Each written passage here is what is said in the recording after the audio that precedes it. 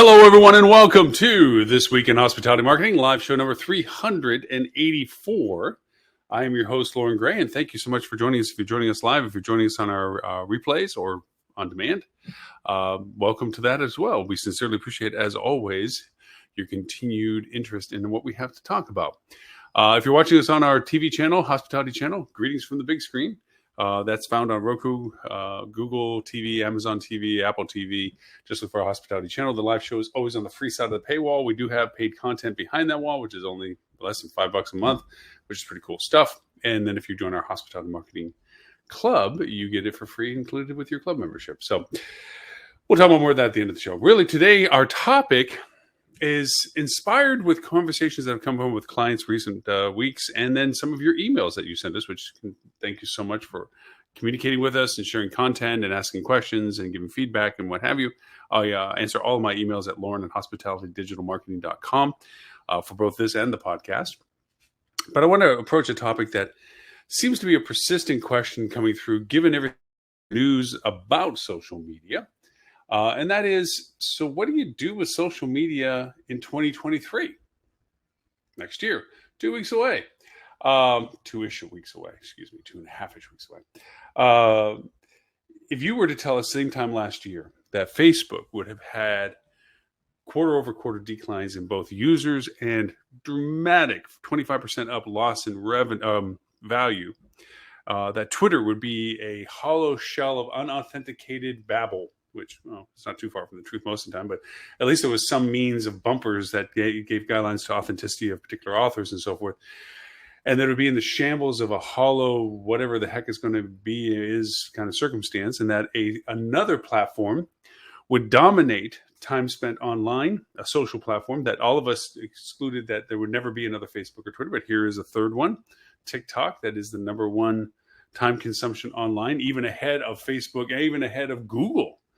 In its time consumption, and that is under increased scrutiny for its direct ties to its China origins. I would say, wow, no, there's not even a way that I would think that would be the world we'd be living in a year later. But here we are. We are in a disarray as to what social is, as value proposition to us as marketers, our value proposition as hospitality professionals, as to determining how best to use the value of the channel. And I want to bring that down to a very basic level of properties understanding of social. And I want to bring it down to a more fundamental perspective outside of the traditional conversations associated with any paid campaign modalities. And I'm going to target ROI when I say that, return on investment. We are in a transitional period. I think back to times years ago when it was discussed that there would never be another McDonald's or Burger King franchise, that model would not be replicated, that there was an oversaturation of their existences, and there was no way to do what they did again because there was no room in the market for it to be done. And yet, lo and behold, we have Chick-fil-A doing their successes, Subway doing their successes, the pizza franchises, Domino's, and, well, Papa John's fall from grace or whatever, but the market was plenty large enough for other players of substantial size. We've had a live show discussion actually about Domino's not being a pizza company, but a delivery service that happens to have pizza. And we see that more and more trend existing as more and more diversity. McDonald's, if you look back at the historical, in fact, there's a show about the history of McDonald's now, and it wasn't about food franchises. It was about land ownership and franchise yield. And it's a wonderful take on what you think is the business model, but what really is the successful monetization model that these businesses operate in. Social is no exception to that. Social had a model. It was based very asymmetrically against what Google did, and that was a consumer content client monitoring. This data would be used to monetize to marketers, us, to better target what we want to message to people most likely to buy what we have to sell. The beginning demises, two blind spots, we're going to pick on Facebook first, was the under expectation of what videography and short videos and video engagement with their users would be, aka what TikTok does. And the second was their under-reporting of what the impact of privacy for the iOS 14 rollout from Apple would have created. They were very quick to point out, first off, they fought it vehemently. They tried every which way to preclude Apple's ability to do this, both legally and financial leverage and what have you, and they were unsuccessful with it. And then they tried to downplay the impact on its value proposition for marketers on Facebook, saying they only represent 10 to 14% of all users in Facebook. It is not a majority of users, so the data will get slightly skewed, but not dramatically. It's a small audience. No. What really happened is they may be a smaller percentage of users. They're a high percentage of purchasers. And that 10 to 14% estimate of impact was actually 40 to 50% of the accuracy of data that got lost. All of a sudden, ads that were proving to be very profitable and or productive on Facebook didn't and weren't. And even if they were, there was no way to attribute it to Facebook because they were blind spotted as to the trackability through the iOS security platforms.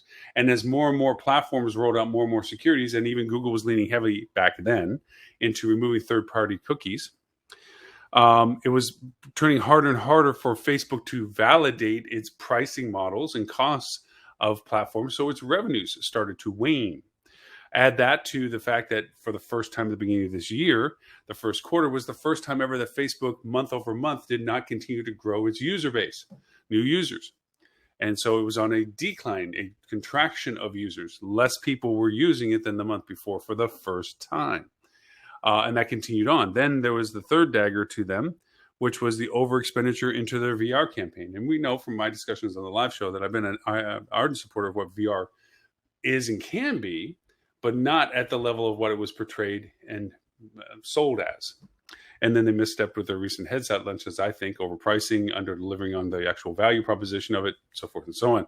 So the figurehead, rich person perspective of they have this oracle of understanding and running a company, yes, based on their previous successes, you would believe that to be true. And you give them the benefit of the doubt when they do things you don't understand, thinking that they have a vision to something that we don't.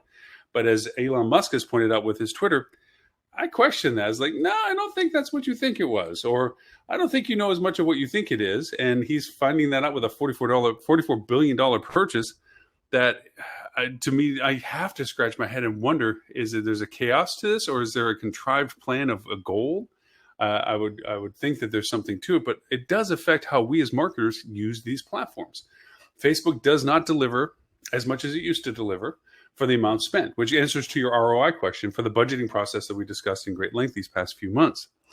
But we're now into the reality of 2023. As I said, we're only 2.5 weeks away from it being day one of 2023, January 1st, bright, shiny, new penny, new year, new fiscal budget. A lot of you had questions when we went through the budgeting process as to what to assign to social, and there was a deference to it. We talked on the live show about back in the day, it was hard to sell social as a paid budgeted line item because of its uncertainty principle, back when it was first being introduced into our marketing strategy. Now it's a mainstay. It's like, okay, what are we paying for social paid? And now there's a justification request for this data. Like, are these numbers accurate? And if they're accurate, can we really expect a continued value for what was being spent, ROI? And we've had live shows discussing how I want to diminish the singular use of ROI as a deciding factor, that all things must run through an ROI calculation to determine validity. It is useful. It's a very functional tool. It will never go away. It's incredibly valuable, but it's not completely applicable to all situations for making deterministic decisions. Sorry, coughing. So with that in mind, what do we do with social? Its value proposition is in question. It has diluted metrics. There's the chaos of whether it's just a loud horn for anybody loud enough to use it. We can't even authenticate, and I'm speaking more of Twitter when I say this, authenticate that the person who's actually talking is the person that we think that they say that they are. There's data security issues there to that, and I'm speaking of TikTok. But there's data security issues of tons of apps. We think that there's some omnipotent oversight from somewhere, whether it be Apple or Google or whatever, that looks at these apps and say, no, we are going to draw a line here and say that we're not going to allow them to run this. But as we've seen by the exposés of what Twitter has been doing, that ability, somebody to have the cojones to make those decisions, doesn't always happen. There's self-preservation, there's sandboxing, there is so many things that influence those decisions where it's like, well, I'm not going to make that choice. You make it. I'm not making the choice. Well, we'll just leave it be because it's neither of our choices. And it runs rampant or it runs wrong. We're seeing that more and more, that these highly overpaid CEOs really are more out of self-preservation than they are of market vision or business vision. And yet we're relying upon their decisions for our business decisions on success of what we spend. So ROI is not a function as much anymore as a singular decision model as it is a part of a decision process. We talked about pace. We talked about total contribution, channel contribution, total value, timing. These are other modifiers in our discussions that we need to include. Everything has value at the right time, and everything can cost at the wrong time. There's marketing campaigns that are brilliant but unsuccessful because they're timed poorly. There's others that are poorly timed or poorly executed, but wonderful results because they were well timed. So there's a combination of influences that we have to calculate in our marketing strategy when it comes to social. We have the concern as to where we need to be.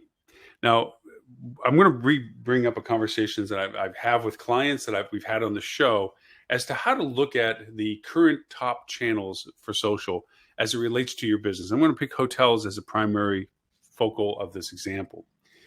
Facebook is your bread and butter platform. It is one of the strongest established platforms. It has the greatest diversity of demographics for marketing, and I'll make that caveat. And it allows for you to identify what you want your content to be put in front of. And that's valuable. TikTok, no, let's go Twitter. Twitter is a fire hose. Not many people know how to approach TikTok as a user. Those that are comfortable as users to know how to look at hashtags and groups and followings and so forth, they can filter out so much of the white noise of the fire hose of everything that's going on and just keep track of things that they're interested in. The caveat is that it gives you a wonderful selective audience to speak to, and you can isolate that in your marketing campaign. The bad news is it creates an echo bubble because unless you pick correctly the interest categories most prevalent for you to put your content in front of, you might miss a whole segment of people simply because they don't isolate out data in a way that you can filter that you would put yourself in front of them.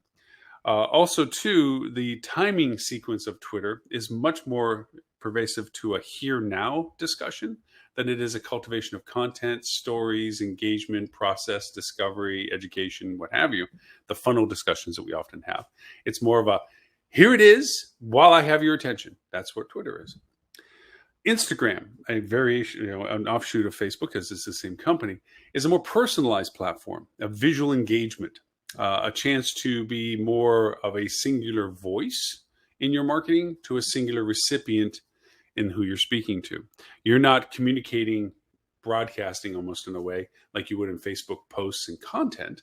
You are being very much about, this is what we're wanting to show you, me, us, the entity of the company, to you, the user potential that's viewing us. We don't see this as mass audience where you're in front of on a stage speaking to a group, more of I'm talking to a person or a smaller group of people by the use of Instagram. And so because of that, it requires a more visual creativity for interest. And they have to, of course, discover you. And they have to, of course, find reason to decide that they want to follow what you have to say. And they have to decide that they're going to engage with what you have to say. And that filtering process is arduous and dedicated to the idea that you have the content to support all the efforts going into it. You can't just casually be there. You have to be there consistently and creatively, which lends itself to the discussion about TikTok. TikTok is very much about this opportunity for 15 seconds of fame. I think the most recent example of a TikTok success is the group of people that were stranded in the Orlando airport for their flight to Knoxville. And a group of them, 15 of them, 13 of them, decided that they would all pitch in and rent a 15-person van, throw everything in the back, and make a road trip out of it because they really needed to get to Knoxville by the next day, so to speak. So push an all-nighter and get there. one girl in the group thought it innovative to say, well, let's throw this on TikTok. This is new. This is different. Let's try something different. And they developed 3.8 million views of what they did in their adventures shared with TikTok. And that really is awesome. Now, that's great. But from us as marketing and social, what to use, how does that work for us? How does that transition into business? It's fun, it's novel, it's interesting. You as a person may individually use TikTok or Instagram or Facebook for that matter. But how do you translate what is done on TikTok into business? Now, it's easy to represent retail because here's the product and here's some sort of fun little thing I'm engaging with the product for you to want this. That can get slightly translated to hospitality marketing, hotels. Here's our product. Here's the cool stuff. That's why you want to come stay with us. But you have to have the uniqueness of the product that validates that. When if you don't have the uniqueness of the product, say you're a mid-tier branded limited service property, how do you translate messaging in a world like TikTok, which is based on interest, which is the creation of virility, okay, to something that's meaningful? Well, the product itself isn't. It's the same branded walls, same branded locations, same built for purpose. If you're by an airport or by a commercial commerce center or something like this, you have the function of the fact that your hotel was placed there because it was a demand sufficient that you could generate revenue for the purpose that it was being built. How do you translate that into something interesting into TikTok? The only other option you truly have, because brand's not an option because you don't control brand, is your people. Taking your team and seeing if there's something about what you do, the daily life of, the creativity of, the uniqueness of your team, and share that where people are interested and willing to see what else you have to say about that, and enough of a basis that they're saying, my gosh, when I'm ever in that city, I just got to go to that hotel and stay there because those people, that's pretty cool. I didn't know that was what the laundry room looked like. I didn't know that's what they had to deal with. I didn't know what this and this, whatever was the inspiration of the content you shared. Maybe they'll purchase with you, but what does that translate in dollars? Again, this is where the ROI does come in. How much work and cultivation of content gets put into it to what you think you're going to get out of it? And if it's one or two bookings and with your overhead, how much does that really translate for the amount of actual time consumption to create? Now, obviously, if people are willing to do this and have fun to do this, and you're willing to have that, we'll talk about the other value to social media in a little bit, which is communication value. But right now, we're just keeping kind of close to the ROI discussion per platform, per usage. One of the other platforms that has been successful for particular reasons, and I would say more for the Smurf market, is Pinterest. It's a closed ecosystem of people on Pinterest only see Pinterest content. So it's not pulling in content from other sources into Pinterest. It is shared in Pinterest, used by users in Pinterest. And it's very visual, obviously. And there's a lot of really very creative ways of creating content and putting in front of people based on what they follow and what they're interested in. Very, very asimilar to the segmentation associated with other social media like Facebook and also like Instagram to a certain degree. But remember, in Instagram, they follow individuals compared to content pieces. So in Pinterest, if you have a visual way of sharing what you're doing that goes beyond the standard, like you don't want to go over and as a hotel, make a Pinterest page and then have one section, our rooms. Yes, no. Yes, it's good to have it there so that people can just, if they use Pinterest for a discovery modality, they'll see content like your rooms to know that is supposedly what your rooms look like still. But that's the only real tangible value to it. Nobody really looks for a hotel room picture per se, unless they have other usages for it that has nothing to do with generating business for you. You might show your restaurant functions. You might show but going back to the Smurf value, the real value I've ever found out of Pinterest is when I'm looking at weddings, organizational meetings, where I can share our configurations of what we did, our centerpieces, our table configurations, our banquet room facility usages, things that give them a perspective of what we do for their particular interest, which Smurf related can be your weddings, can be your fraternal organizations, your gatherings, what have you. And for that reason, it's helpful because it's not in the traditional on my website, which it should be if you have control of your website. But as a branded hotel, it gives you, again, creeping back into the second half of our discussion about social, the communication channel so that people can see more about what you say about yourself. And we're going to get back to that in more detail in a little bit. So you have these platforms to the screen. Now, we've discussed Facebook, Instagram, TikTok, Pinterest. There are other platforms, absolutely. Are they the platforms that are of the high interest to you? I can't even justify TikTok and Twitter for most of my clients, and barely, depending upon their meeting space, common space, and Smurf business, can barely justify Pinterest. The only one that I can persistently say has a perennial value is Facebook, because it allows you to continue dialogue in places that people won't often discover dialogue. And for that to be explained better, I want to kind of go and talk a little bit about SEO and the changing landscape of SERP pages. SERPs being search engine result pages. What you get when you query something in Google or Bing is you get results. Early in the days of SERP pages, it was organic. You searched for something, and the platforms, Alta Vista, Yahoo, Microsoft, and Google, would give you what they knew about in relation to what you were looking about. And it was very much like that until they started turning into a monetization model. Oh, if you're looking for these things, I can charge people that have these things to be showing up ahead of everybody else's just organic value authentication coming to the page. And the pages transition. I'm not trying to give you a whole history of SEO, but now what you have is primarily Google results, paid results, and below all of that, the beginning of the organic results.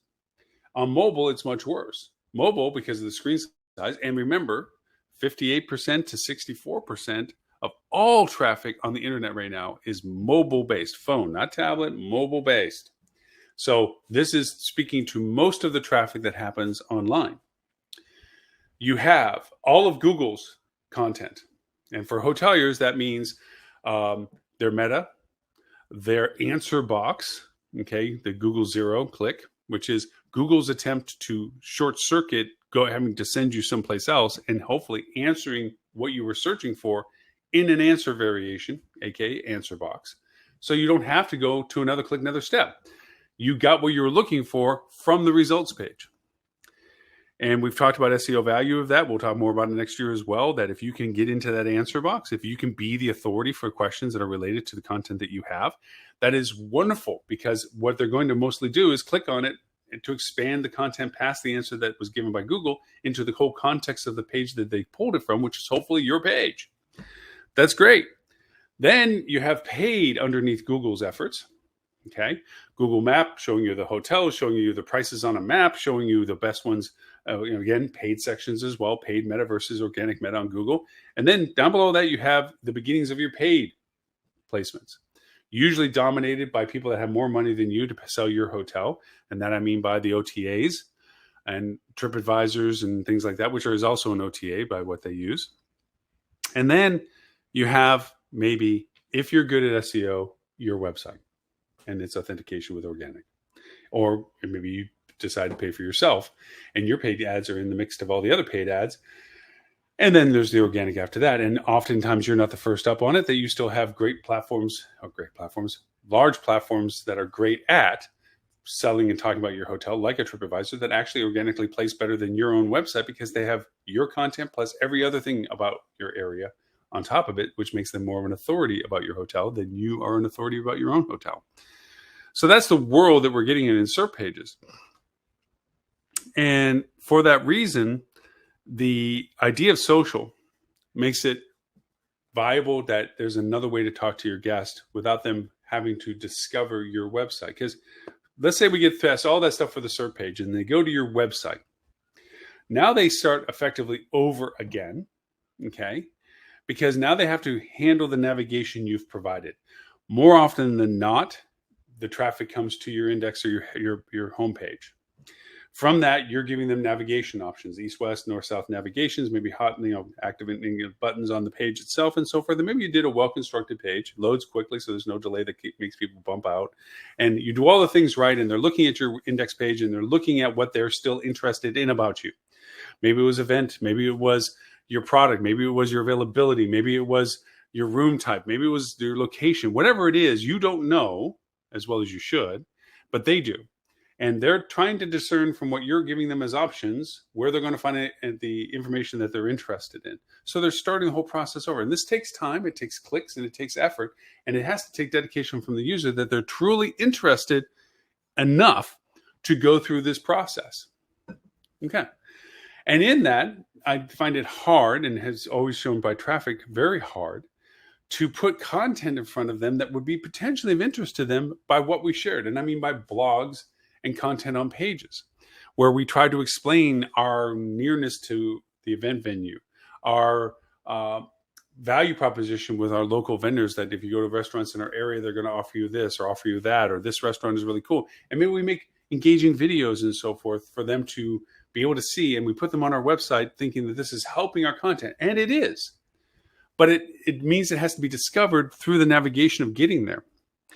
And a lot of times, if they're looking at first for whatever is driving them, whether it's availability, whether it is proximity or whatever, they need the answer to the question first. And then once that gets validated, they'll take the extra efforts. Like, okay, now that I know that this hotel is close to what I'm interested in, or at a price that I'm willing to afford, let me look more at what they're saying about what it is that I'm interested in. And they'll go to the next phase of that. That's the education process in our discussion of progressions, okay? Discovery, education. And in this, they then hopefully find the content that you arduously put together. Okay. That's a long string. SERP, discovery, follow through, classification, navigation, identification, authentication, interest. And a lot of times they don't follow a straight line. It's very much global. Like, oh, you get to a point and then something else distracts you. Oh, look at that pretty picture. Is that outside their hotel? And then they go look and see, and they're looking it down. Next thing you know, they're not. They stop looking for what they were looking for, and they follow the shiny object. And I am very much, for my friends will tell me, very much a shiny object person. So for that reason, you need other places to make sure you want to talk to your potential guests or your guests. And you have to base your decision on using social under the criteria of the value of communication, not just the ROI that you can derive from what you spend on that platform, but using that platform as a means of communication. The idea that your website can communicate everything you want to communicate is wonderful, but you literally are putting all of your eggs in one basket by saying that that's the only place I want my stuff. I'm not going to talk to anybody else unless they're on my website. Then you're banking the fact that they literally have to be there for them to understand what it is that you want to say. The smartest marketing decisions you make are based on who are my guests and where do they go that I can talk to them. It used to be in the old days, which road did they drive on? I'll put a billboard up. Which newspaper do they read? I'll put an ad in it. Which radio station do they listen to? I'll put an ad on it. What TV station do they watch? I'll put an ad on it. Problem was, we had to broadcast to everybody else that may not have been interested, but we knew that the people that were interested in us also were in that mix. So as the old adage goes, 50% of my marketing works. I just don't know what 50% does. Is very true. And this is what the promise of social had given us for many years, is we know who those people are. We know by how they engage with not just your content, but content that's like you, content that is around you, content that is related to you. We can identify those people and give you that access. If you advertise with us, we'll put your ads in front of those people. That was the promise from social until this year. It's still the promise they're offering. It's the legitimacy of that promise's value that is in question. As I said, the security changes that have happened since iOS 14 for Facebook has really diminished their ability to accurately say that they're putting your ads in front of the best qualified person, as they historically had done, because they've lost a lot of the information related to those users because of the platforms that they use, iOS, Apple products primarily, and other products now that are also including those restrictions. And for that reason, that lack of accuracy means you might be spending money on ads being put in front of people that may not be as qualified as they should be or what you would hope to be. And for that reason, your ROI goes down. That's where ROI has a great value, because you can see the metric is like, well, this isn't producing as much as it used to be. The problem we have to get past with that is the level of acceptance. Yes, it used to be great. In the good old days, it used to be great. It's not the good old days. If you used to get 10 to 1 and you're now getting 7 to 1, you're still getting 7 to 1. Now, there's a minimum threshold, diminished value of return and net profitability that you have to mathematically figure out. But the idea is you're still pulling a profit off. It's just not that much. The two questions that come from that is, one, is that a sustainable ROI? Good. Two, is there other channels for consideration that might offer us a window of opportunity to get in front of our guests via them? That's the ROI discussion. Now, I've had this live conversation with clients, and so I don't mind counting back to the fact that there is a legitimacy question that comes from social media efforts. There's the organic portion. And for those relatively unfamiliar, I know that these are old numbers, but they're probably as relevant, if not optimistic, compared to probably the reality of it is now. But I was told through Facebook at one time that in general, a person's individual news feed, we'll pick on Facebook for right now, could contain 1,500 items at any one time. Obviously, a person is not going to scroll through 1,500 items. So Facebook decides on all the things it knows about you, which are a little over 55,000 points of reference for individual users. What about 300 of those things should be? The top 300. To make those discerning decisions as to what those 300 items are in this perpetual scrolling newsfeed, 85% of it, 85% of it is related to family and direct friends, people that you interact with and have decided to connect with. What they're engaging with or what they're sharing is things that have highest priority for what goes into your newsfeed. Okay, that leaves, 15, 16%. 11 to 14%, okay, is about viral content, things that is being shared, the news items of unfortunate tragedy or events or things that there's enough interest and searchability traffic going on with them that it's worthy for them to be placed in news feeds because of the interest level related to the topic. That leaves 2 to 4%, 2 to 3%, if you're keeping math, of pages that the user has expressed interest in. They said, I'll follow this page. And I'm saying this particularly for your hotel or your restaurant. I like your hotel. I'm going to follow it. Okay. For your posting, what you put on your page organically, didn't pay for, but organically, would show up in front of somebody that has already decided, this is somebody that has discovered you, decided to follow, decided to like you, that they're going to put your page's post in front of this user. 2 to 3%. Of the entire 300 pieces that might go in front of somebody. And I can assure you it's not on top of the list either. Now, Facebook says, hey, we're going to do that to the people that are most likely to be the most interested in what that post is about. We have the algorithms to determine that this person, for all the things we know what else they're doing, what else they're looking at, where they are, and everything else, that we're going to put your organic post in front of the most likely interested group of people, in the hopes that they enjoy the fact we put it there. The reality is, if they don't get to it, don't see it, that same algorithm diminishes your value index to that user if they didn't engage with your post to a lesser number, to eventually you're not getting put in front of those people that Facebook was so intent on saying were for high value people because you didn't pay for it. This is the organic ripoff that they gave us. Early on when Facebook was looking for increased users, they were offering away, hey, build your page and we're going to drive people that we think should be interested in your page right to you. Keep telling people to sign up to Facebook, log into Facebook, be a part of Facebook, put Facebook on your websites, get people joining Facebook. And as soon as Facebook got the audiences they need, they said, hey, guys, that's great. We're not going to do the same thing we were doing before. Now you have to pay to make sure you get in front of the same number of people that you were originally organically in front of when we were soliciting you to make people sign up. That's what they did to us. All platforms do that. So the only way to really work effectively in Facebook is paid ad campaigns. Pay to be in front of those people that Facebook says that they are able to isolate and identify through filters, that you can put your ad in front of the most likely candidates. Now, as we already diluted, that value proposition has changed this year and last year, and actually from the year before when iOS 14 first came out. So the value proposition isn't as strong as it once was. The other is that the ROI is diminished because of that, the value proposition of that.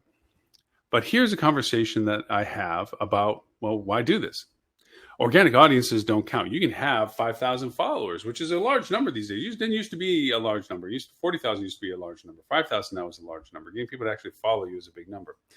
And you say, well, I'm building audience, so I have people, and this is going to generate revenue for me. Sure, it could. And it still has the opportunity to do that. But social is not a direct channel. We've had that discussion on the live show many times. Social is an amplifier to all the other efforts that you're doing. It's a validator to find more content and so forth. But the argument about spending money to develop organic content, to spend money on your organic presence on platforms, when purely put through the ROI filter, doesn't work. Never had worked, really, but especially doesn't work now. There is no guarantee you're going to get in front of enough people. There's no guarantee they're going to be engaged enough with what they do, if they are engaged with you, if they even discover your content organically, to actually convert to something that somehow justifies in some ROI calculation that's very low in numbers, that all that effort, all that time, all that content development was really worth the effort.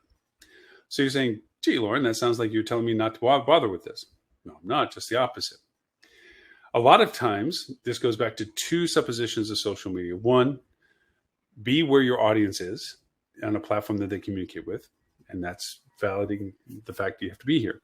If you're going to pay to get in front of people, you need to have a presence on the platform. And that presence is organic. You have a page, you have content. Because if you see an ad and it's driving you off of Facebook to go somewhere, which most ads nowadays tend to do, go to my website, go to whatever, there's a lack of authenticity or trust, maybe more skepticism really, as to where I'm being brought to. I'm less likely to do it. But if it's going to a Facebook place, then I feel that at least Facebook would be overwatching this to know that I'm not going to get sent to some scammy, spammy, junk-filled, get something infected in my computer place. It's a validation that, hey, I'm on Facebook and I'm putting ads to drive you to Facebook. Now, the reason why the value of communication on a social platform is so strong is the first point I made, which is you're actually in front of guests on a platform that they communicate with. The second is if you don't and you stop using it, the kiss of death is dormancy.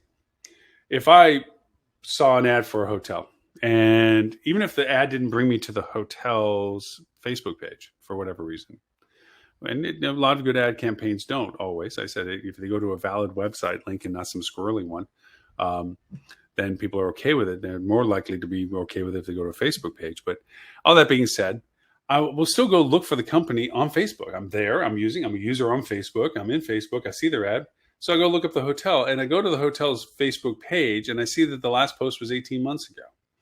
Or the last post was when they updated their header and they have never posted anything or whatever. I'm less likely to trust the authentication validity of this business with the fact that, one, all right, on Facebook, they're going to be deaf. Nobody's paying attention to this page. So even if I post something on or ask a question on or try to engage them on, it's a waste of my time because there's nobody on the other side of that conversation. The second is if they're using Facebook for advertising, but they're not engaged on the platform to sustain their presence, how much am I trusting that they're just not trying to pitch me something, or that there's just a means of getting in front of me? And, and even though the hotel might not think none of this, that then, no, we want you to come to our website and see what we have. That's where all of our content is. And that's because we decided that's the place we want to put all of our content. And Facebook was just a mode of getting people to our website. You're losing a lot. Like we went over and did the math a few shows ago. I think show 271, 272, we're talking about the mathematics. 97% of the people on a good day don't engage with your website. 97% of them. Only 3% we calculate our entire business model on to our website. 97% of the people are wasted time for them and us. They come, they go. No engagement, no interest, no nothing. Bouncers or low engagements. They go to a place, didn't see what they wanted to see, and we're gone in less than 7 seconds. And that's not the definition of all 97%, but that's a large portion of them. So we're focusing on 3% of the engagement with this. And we're saying now, by doing what we're just describing on social, that I'm wanting to get your attention on a channel that I know you're on, although I'm not investing anything into it, to drive you to a place in the hopes that you find and discover through our navigation and your interest why you would follow an ad to our website. And the traditional ads of, room and rate and offer and availability and so forth aren't the catalyst on social media. Social media isn't a direct channel, as we've discussed before. It's an amplifier. You create context to what you're doing. But most importantly, the value of social is communication. I'll give you an example that is very near and dear to me when it comes to clients that have branded hotels. So many of your doors are closed and locked that you have no control and access over. And that was excruciatingly painfully clear during lockdown. You had no modality for advertising yourself. You had no modality to communicate for yourself. You had no modality to even do anything for yourself, including changing rates, because brand culled out and furloughed everybody on the other side of their phone. And so even if you wanted to offer something, even if you wanted to change content on your web portal of the little sections you're allowed to have as a brand hotel, Okay, there was nobody over on the other side to do it for you, or even answer your question. Or if anything technologically broke, there was nobody to answer it. So you have no place to put a voice. And I have had these conversations, like if you were a branded hotel and didn't do social, how do you communicate what you do? I mean, you have your branded segment for your hotel, and I can go to it, and there's your hotel on the branded website, and here's your brand approved image, and your brand approved logo usage, and your brand approved images of your rooms, and your brand approved accommodation or common space pictures, and you might have a section on your hours of operation and your food and what your food offerings are by hours and so forth, and whether you're pet friendly. These are all contained, control, contrived segments, right? And you have a local section. I'm by the downtown and I'm near these certain features. And if you look at the information that's allowed to you, it's a statement with a proximity distance thing. There's more information on Google Local about your hotel and what people say about your hotel, and a map that renders visually how close you might be to something for your hotel. There's even a ranking in Google Local about your scale of score as it relates to local interest items that you don't even get to control, but it's still more information that's offered on your brand site. So how, and that goes back to the original question, how do you communicate as a business that you're just not another box in another place? The culture of your people, the humor of your staff, the adventures of running a hotel, the things that you want to share about how amazingly cool it is that you're directly across the street from something in a way that you can share the content. Well, let's look at what you have available. You have a PR piece that you can boilerplate out. Of course, you'll need approval from brand to do that. And it'll be very factual PR based in the sense that it has to be of interest in the distribution, and somebody has to pick it up and share it. And only that audience that follows that person that shares it would see what you had to say about yourself. You're not talking to your guests. You're talking to somebody that's interested industry-wise or particular to market in a PR piece. Who reads news article features, statements, to derive travel interest information? Not a lot of numbers. The other is your feedback capability with your guests. They comment and quote on other channels like TripAdvisor, like Yelp, like Expedia. And not all of them can you reply on. So you're limited. And even when I say this is an option, I'll be able to communicate with them, and other people see how you respond to whatever they're saying about you. Okay. Thanking them for their good reviews or addressing the issues that they had, if they had issues staying with you and so forth. But you don't get to tell anything beyond the reply or response to what's there. So I ask you, where do you get to have your corporate voice? And the answer is social. Social is your answer. It's the place that you can elaborate what you want to say. It's a horizontal shift from under the umbrella of brand. It allows you to communicate for yourself. Unfortunately, brand tries to dampen that down by saying that they, one, want to control it for you. Two, here's the guidelines of what they expect you to use it for. And three, these are the things that we would say best that you should say about them. In other words, they don't want you to be individual about what you're doing. They want you to work within the confines of what they represent your brand product as. And that's a great line to hold. I'm not saying go rogue and put a bandana on your head and go, yay, we're going to do everything our own way, because then you should go independent. You have to leverage the value of what brand is offering you by following their guidelines, but it doesn't mean you have to be them. Because after all, and we've had this discussion for years on the live show, brand sells brand. Your product is a representation of their brand. They don't sell your hotel. They sell their brand, and your hotel is what is the product that they're selling. They're not interested in anything below brand value, what your hotel is, what your hotel does, because they've homogenized what your product is by the brand requirements they have for you. But your uniqueness is not being addressed by their marketing. Your uniqueness of your community engagement, the uniqueness of your team's engagement, the uniqueness of your location proximity to things that you can discuss and show and share, those things are not something that they do for you. Those things are not what they market for you. They're out for standardization, homogenization. I mean, that's the very definition of brand, is the anticipated expectation of what you get when you walk in the door. You will get a cookie at a DoubleTree. You will get a micro refrigerator for particular brands. You will get a segmentation room of bed area versus couch area in certain brands. You'll get certain bath sizes in certain brands. That's what brand is. Now, we used to say that was what sold brand, the old Howard Johnson's Holiday Inn mentalities.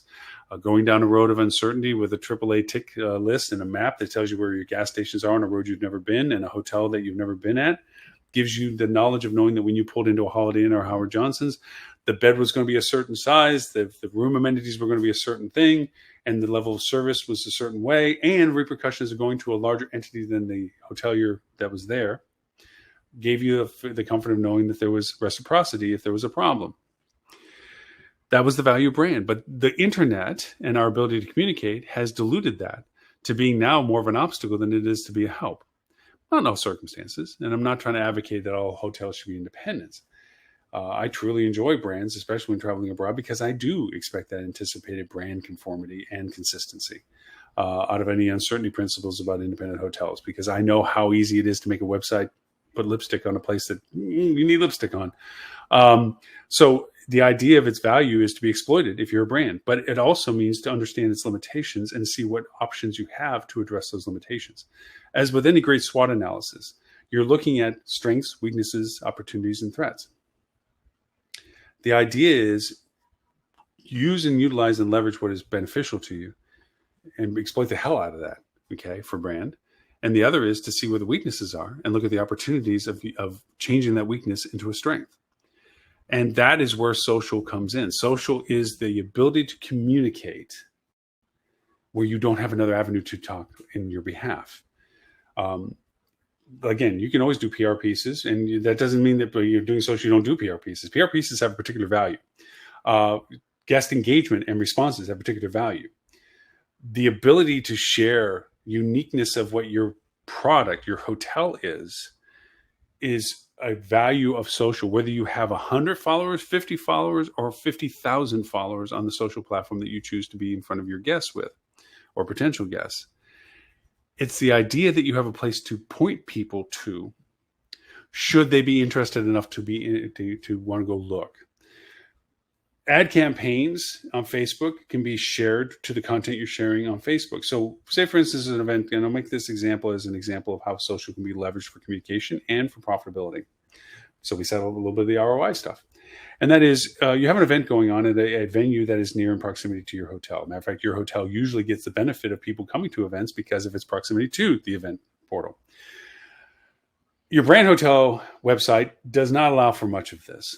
They don't have event-driven information that is relevantly timed. And now you can, as a brand, decide, well, I'm going to do a promotional code for a particular event, and I'm going to advertise it.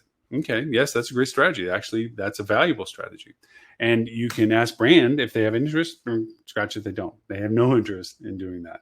It's about brand. If you're going to the destination that your hotel is in, we'll show your hotel. That's their brand strategy. It's not about this event. So now, if they will do marketing about the event, and if your hotel is one of those hotels that is in the value perspective of highlighting you and any other brand hotel that they represent, and you know from any brand that you're a part of, that you're a part of a sisterhood, family, or brotherhood of frenemies all over the place. Just look at the Marriott Starwood marriage and know that you are right across the street from somebody you used to compete with, and now they're your frenemy branding partner. And franchise market dilution and everything else, and brand saturation issues that we've talked about for years. So you have to share that space. They're not going to feature your hotel.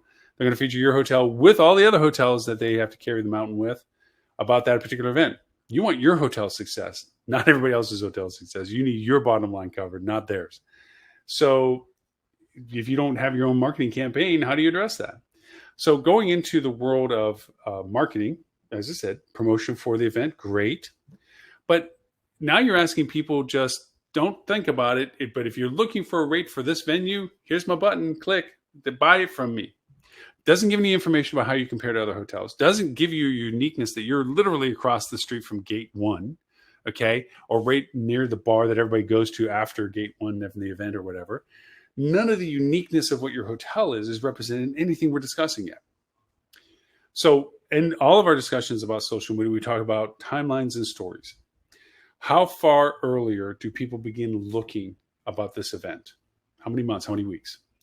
You should know that from, if you've had to handle this event repetitively, if it's a repeating event, you already know when people start peeking at you. And you certainly have dialogued with people who stayed at your hotel saying, oh man, we started looking for rooms since February and it's an October event. You have some reference point just out of the default of engagement. But there's tools we've talked about, and we talk about very much on the podcast, which we'll talk more about today. Our podcast is about social media and the usage of it for communication, just so you know. Sneak peek.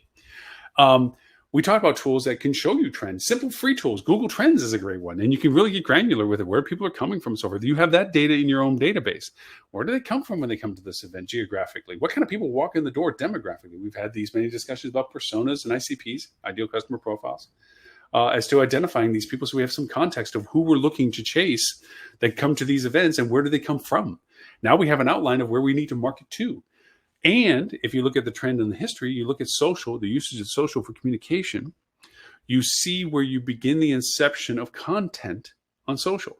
Okay, so it takes about 12 weeks before the event that people are beginning to discover the event, educate themselves about the event, become aware of what they are looking at to decide to go to the event. So let's start getting content out there. The 5 things, the 2 things, the 1 thing, whatever the number is, of things you should consider about going to the XYZ event. Or new news, the ABC restaurant opened up, is doing a huge, big after-party event, for the event. Here's the information, blah, blah. And these are things you put on social. You have 50 followers. Okay, well, probably not any of the 50 followers, even if they saw it organically, based on the numbers we talked about earlier, are going to even see this post. Just take it for granted. But it's there. It's discoverable now. It's not on a website you don't control. It's not in a review that you got added to your answer. It's not in a PR piece that has to go to a select clientele for engagement.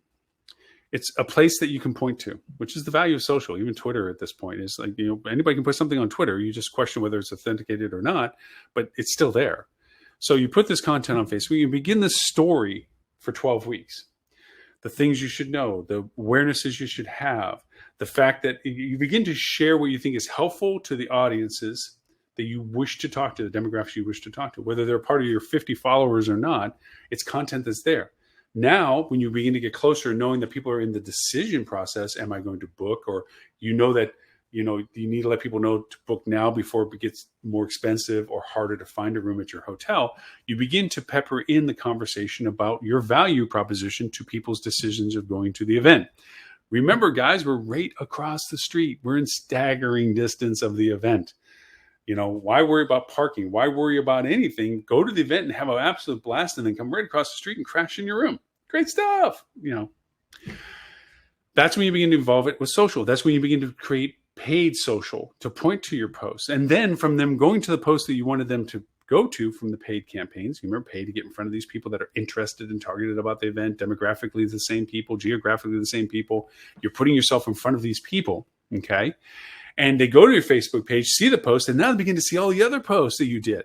They're not one of the 50 people that were in your organic page. These are people you drove to your page about the content that you drove them to, and they can discover all the other things that they didn't know you had posted. And now you begin to become an authority in their mind that you're sharing all the information that they find relevant. Again, because you don't have a website to drive them to that's a custom page about this event that has all this information into it, which independent hotels have that luxury. You have given them information that is outside of the restrictions that your brand relationship has, but the option that social has in its communication skill and ability. If you want to expand the conversation to other social platforms, you can look at the fact that Twitter gives you the expediency of being here now. Hey guys, hashtag event. We got 15 rooms left before we either up the rate or we're out of rooms or whatever it is that the issue is. And you put it on Twitter to the people that are following the hashtag about the event or the groups that are tracking about the event itself. And you use that, and that's an organic post because it goes into the feed. But that organic post means that somebody has to scroll through all of the stuff with that hashtag to have discovered it again. So you pay Twitter campaigns to target those people demographically, geographically, okay? To see your ads about what you're trying to say is a value proposition that you're offering. And that timeliness of knowing that you're in that peak booking window of here's the time to tell people that we're offering these things. Twitter's a great trigger for. Maybe if you have creative content or people that can be creative in content, that TikTok, where you had maybe a presence to be in, okay, you decide you want to start pushing things targeted with their campaign ads to people, again, demographically, geographically, that would be like, hey guys, boom, here's our hotel. There's the venue, gate 1, our hotel, venue, road back over. See, easy and fast. We're right across the street. We got 10 rooms left. You might want to think about it. Here's the link below. Now you're using that platform for the value proposition it might be. Pinterest. Here's pictures of things that we do while the event is going on, or what the event is like. Share the experience, put a board together for the event.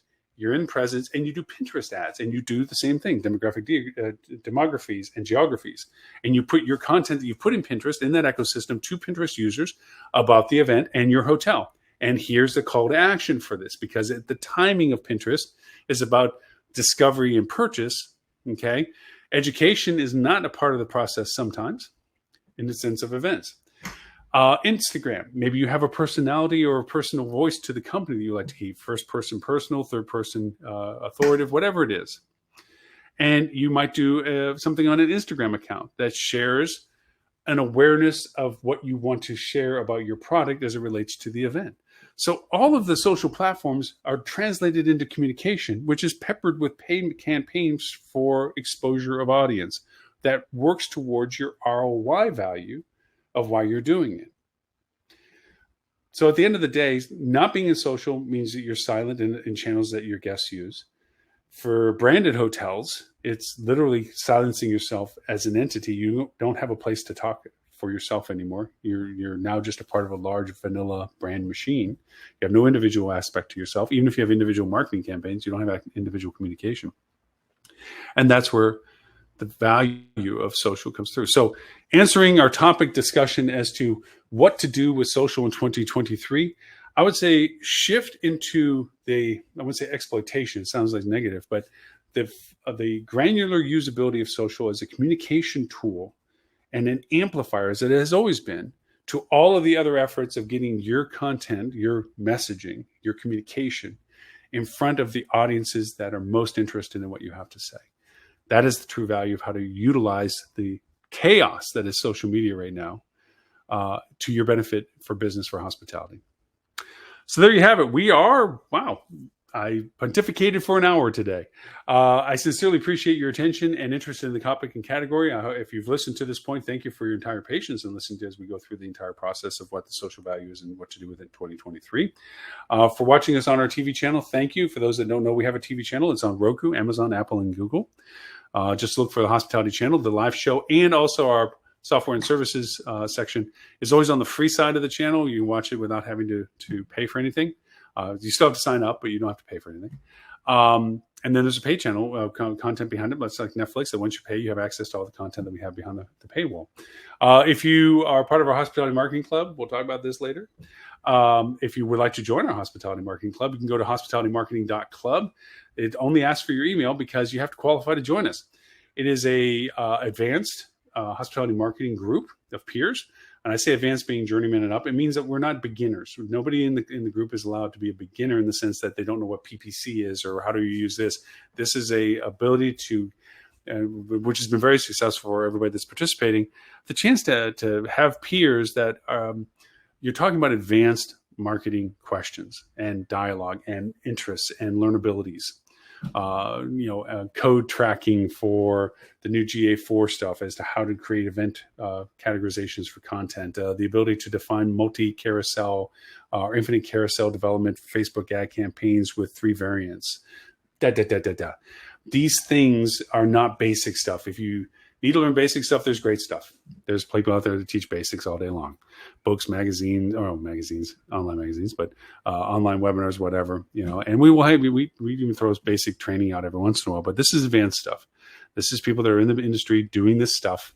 We have agencies, we have independents, we have brands, we have ownerships, we have management companies in the group. It's a lot of fun. It's a great dialogue. We do live sessions. We do Q&A sessions. We do tiered based on interest in category. It's growing and flourishing. Right now it's free. Next year, when we feel that we get a true sense of the value of the community, that's when we'll change it to a paid relationship, which I think will cultivate even more core crucible of people that are dedicated to the engagement of the value proposition of the club. But I don't mean to pontificate on the club. It's a fun, active thing that for advanced and intermediate users. When you put your email in on the website, I will send you a quiz. You got to get 90% on the quiz. It's only 10 questions, not like super hard, but you got to get 90 on it, which means you have to 9 out of 10 correct. If you answer those correctly, we'll send you an invite. You join the club. You'll join. You say what your interests are. You'll classify yourself into your knowledge base, and you'll be gathering with people that are asimilar to them, and you get exposure to people that are advanced and learn more from them. So it's a fun dialogue. Hope you join us.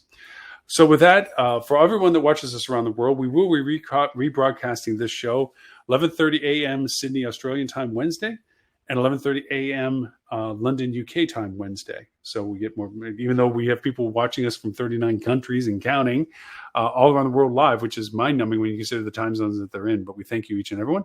Our podcast will have a recap of our show to some degree, and we'll actually talk about, as always, specific tools that we recommend in usage and their actual functionality.